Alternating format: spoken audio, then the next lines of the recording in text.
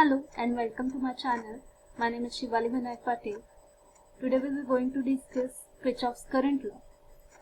Maharashtra state बोर्डचा जो नवीन syllabus आहे त्याच्यामधला फिजिक्सचा 9वा चॅप्टर आहे करंट इलेक्ट्रिसिटी. त्यामधलाच पहिला पॉइंट आहे Kirchhoff's current law.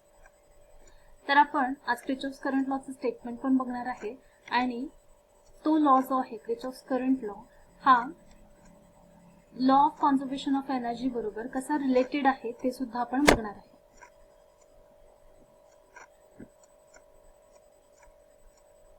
In year 1845, Kirchhoff introduces a set of laws which deals with current and voltage in electrical circuits.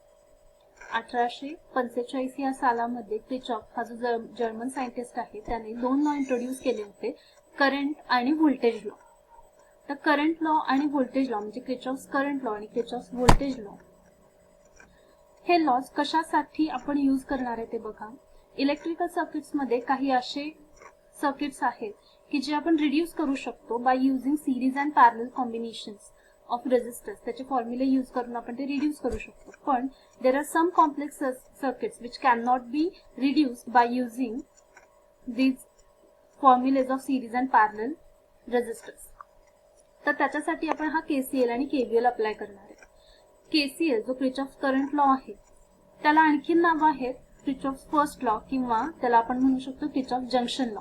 कारण जो KCL आहे तो आपण जंक्शनला अप्लाय करतो. एखाद्या इलेक्ट्रिकल सर्किट मध्ये at a junction we can apply KCL. आणि KVL ला सुद्धा दुसरी नावं आहेत. तर केव्हीएल ला आपण किर्चॉफ सेकंड लॉ असं सुद्धा म्हणू शकतो किंवा किर्चॉफ्स लूप थिअरम. कारण आपण जो केव्हीएल आहे तो एका क्लोज्ड पाथ मध्ये अप्लाय करतोय म्हणजेच लूप मध्ये अप्लाय करतो. Next before going to KCL आपण केसीएल ला जाण्याआधी थोड्या टर्म्स ज्या आहेत इलेक्ट्रिकल नेटवर्क मधल्या तर त्या डिस्कस करणार आहेत. तर त्याच्यासाठी आपण एक सर्किट कन्सिडर केलेला आहे. फर्स्ट टर्म आहे junction. Any point in an electrical circuit where two or more conductors are joined together. Any point in an electrical circuit where two or more conductors are joined together is called as a junction. या circuit मध्ये या electrical network मध्ये दोन junction आहेत. त्यातलं एक junction आहे ए. तर हा ए हा पॉइंट लक्षात ठेवते. या ए या पॉइंटला दोन किंवा दोनपेक्षा जास्त कंडक्टर जर कनेक्ट असतील तर आपण त्याला जंक्शन म्हणणार. तर या ए या पॉइंटला बघा हा आर रेजिस्टर आर इथे एक रेजिस्टर आहे आणि हा एक रेजिस्टर आहे. तर हे तीन कंडक्टर्स इथे जॉईन केलेले. तसंच बी हा सुद्धा एक जंक्शनच आहे. तर इथे बघा हा रेजिस्टर आहे, हा सेल व्हर्टिकली कनेक्ट केलेला आहे आणि इथून एक ब्रांच केलेली आहे तिथं आहे हा सेल. तर इथे सुद्धा एक तीन कंडक्टर कनेक्ट केलेले आहेत. तर हा सुद्धा एक आहे जंक्शन. तर या इलेक्ट्रिकल नेटवर्क मध्ये दोन जंक्शन्स आहेत A and B. Another term is a loop. Loop म्हणजे काय बघा आता.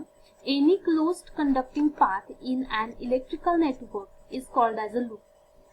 एखाद्या इलेक्ट्रिकल नेटवर्क मध्ये जो क्लोज्ड पाथ आहे तर त्याला आपण म्हणणार आहे लूप. तर या सर्किट मध्ये आपण थोडे पॉइंट्स कन्सिडर करूया. Consider this point as a A, this as a B, then here C, D, E, and let's consider this point as a F.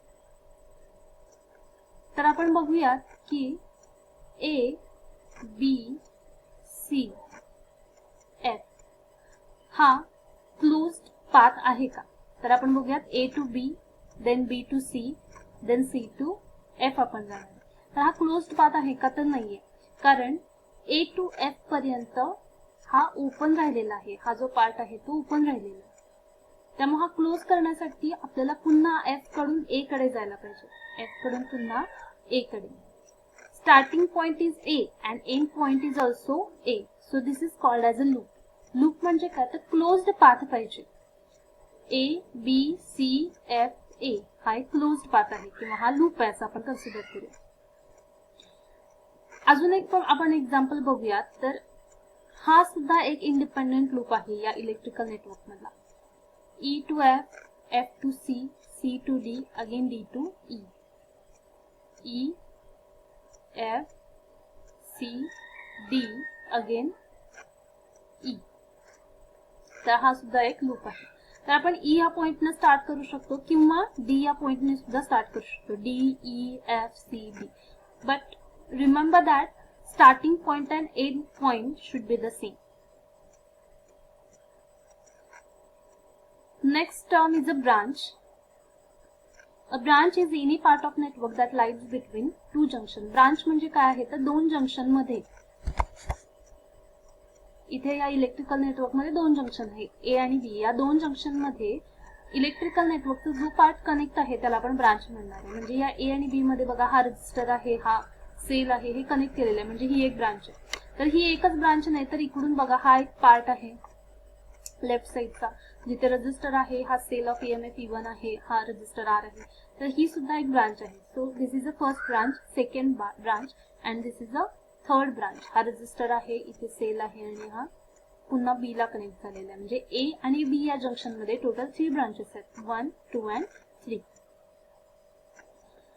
तर केसीएल कडे जाण्याआधी आपण बघूयात की law of conservation of charge आणि केसीएलचं काय relation आहे. म्हणजे स्टेटमेंट बघण्याआधी आपण एक एक्झाम्पल बघूयात की दोन रेजिस्टर आहेत R1 R2.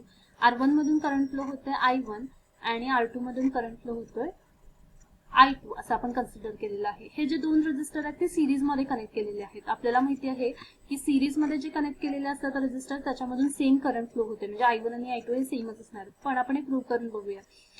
तर हा जो पॉइंट आहे या दोन रेजिस्टर्सना कनेक्ट केलेला आहे तो आहे जंक्शन किंवा नोड असं आपण कन्सिडर करू. तर I1 किंवा करंट म्हणजे काय असते, करंटची डेफिनेशन काय असते बघा, फ्लो ऑफ चार्ज किंवा त्याचा फॉर्म्युला काय असतो, चार्ज पर युनिट टाइम. म्हणजे आपण कन्सिडर करूयात की या R1 रेजिस्टर मधून Q1 हा चार्ज जो आहे तो फ्लो होतो पर युनिट टाइम T, आणि जो R2 रेजिस्टर आहे तिथून चार्ज फ्लो होणार आहे Q2 per unit time T असं आपण कन्सिडर करूया. तर आधी आपण बघूयात की law of conservation of charge काय आहे. Law of conservation of charge काय आहे. Electrical charge can neither be created not be destroyed, the amount of charge remains the same. जो इलेक्ट्रिकल चार्ज आहे तो आपण तयार करू शकत नाही किंवा तो डिस्ट्रॉय होत नाही. म्हणजे समजा या नोडच्या पुढे हा Q2 हा चार्ज आलेला आहे, तर हा कुठलाही तयार झालेला वेगळा चार्ज नाहीये किंवा इथून जो Q1 आलेला आहे तो इथे कुठे लॉस झालेला नाही. तर amount of charge, total amount of charge जो आहे तो सेमच राहणार आहे. म्हणजे या जंक्शनला जेवढा काही इनकमिंग चार्ज असेल तेवढाच पुढे जाणार आहे, या जंक्शन मधून बाहेर पडणार आहे.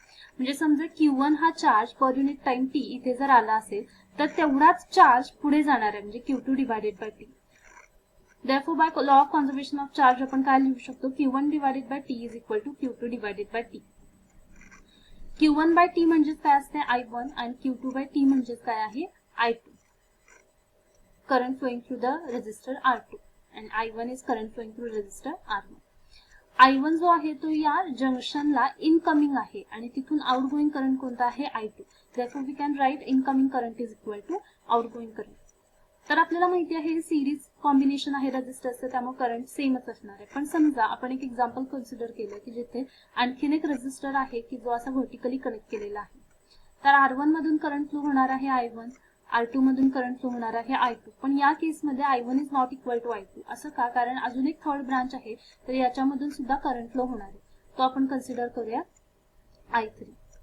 म्हणजे हा जो I1 येणार आहे तो पुढे स्प्लिट झालेला आहे इकडे I2 आणि I3 ला. तर I1 म्हणजे कोणता चार्ज फ्लो होणार आहे असं आपण कन्सिडर करूया Q1, I2 म्हणजे चार्ज आहे Q2 आणि I3 म्हणजे चार्ज इथून फ्लो होणार आहे Q3. By law of conservation of charge आपण काय लिहू शकतो, इनकमिंग चार्ज कोणता आहे Q1 आणि आउटगोइंग कोणते आहेत Q2 आणि Q3. Therefore, incoming charge is equal to outgoing charge असणार आहे, कारण चार्ज जो आहे amount of charge remains the same. Therefore, Q1 by T is equal to Q2 by T plus Q3 by T. Q1 by T is I1, Q2 by T is I2 and Q3 by T is I3. I1 जो आहे तो incoming आहे, I2 आणि I3 जे आहेत ते outgoing currents. बरोबर आहे का बघा, I2 आणि I3 जे आहेत ते आउटगोइंग करंट्स. त्यामुळे इथे पण आपल्याला मिळालेला आहे incoming current is equal to outgoing current. तर हेच आहे KCL, incoming is equal to outgoing current म्हणजेच किर्चॉफ्स करंट लॉ आहे. पण आपण नेक्स्ट बघणार आहे जी किर्चॉफ्स करंट लॉचं स्टेटमेंट आहे तर ते काय आहे बघा, algebraic sum of the currents at a junction is 0. आपण आता काय बघितलं होतं, incoming is equal to outgoing current. तर ते स्टेटमेंट न लक्षात ठेवता आपण अजून एक स्टेटमेंट लक्षात ठेवू शकतो, the algebraic sum of the currents at a junction is equal to 0. हे स्टेटमेंट लक्षात ठेवायचं आहे. तर इथे बघा एक एक्झाम्पल आपण कन्सिडर केलेलं आहे. इथे एक जंक्शन आहे, तिथे टोटल 5 कंडक्टर्स आहेत, 1 2 3 4 and 5. तर फर्स्ट आणि सेकंड कंडक्टर मधून करंट फ्लो होते I1 I2, थर्ड 4 आणि फिफ्थ कंडक्टर मधून करंट फ्लो होते I3 I4 I5. तर I1 आणि I2 हे इनकमिंग आहेत, I3 I4 and I5 are outgoing currents. Statement काय आहे, algebraic sum of the currents at a junction is 0. म्हणजे हे जे करंट्स आहेत I1 I2 I3 I4 I5 या सगळ्यांच्या अल्जेब्रिक सम येणार आहे ती 0 येणार आहे. तर तेच आपण एका जनरलाइज फॉर्म मध्ये कन्सिडर करूयात, जेव्हा या जंक्शनला n number of conductors connect असतील. Small I is equal to 1 to n summation I small I is equal to 0. तर याच्यामध्ये स्मॉल I म्हणजे कंडक्टरचा नंबर आहे जो व्हॅरी होणार आहे 1 to n पर्यंत. कॅपिटल I स्मॉल I म्हणजे काय आहे, तर हा करंट आहे ith कंडक्टर मधून फ्लो होणार आहे. म्हणजे समजा आपण स्मॉल I ची व्हॅल्यू 3 कन्सिडर केली तर I3 अशी व्हॅल्यू येईल, बरोबर आहे. I3 म्हणजे काय येणार आहे बघा, I3 म्हणजे येणार आहे करंट जो थर्ड कंडक्टर मधून फ्लो होणार आहे.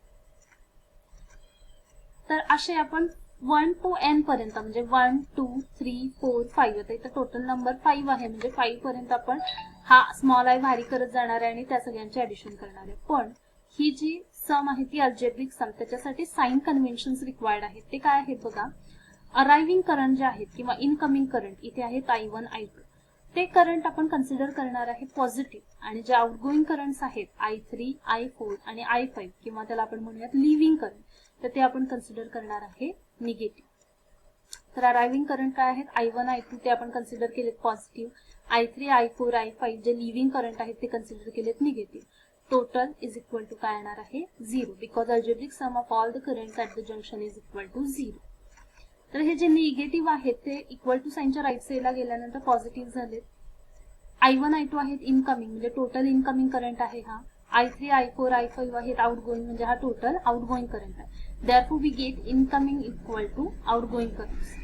ओके, तर हे आहे KCL, Kirchhoff's current law. It is also called as a Kirchhoff's first law और किर्चॉफ्स जंक्शन लॉ.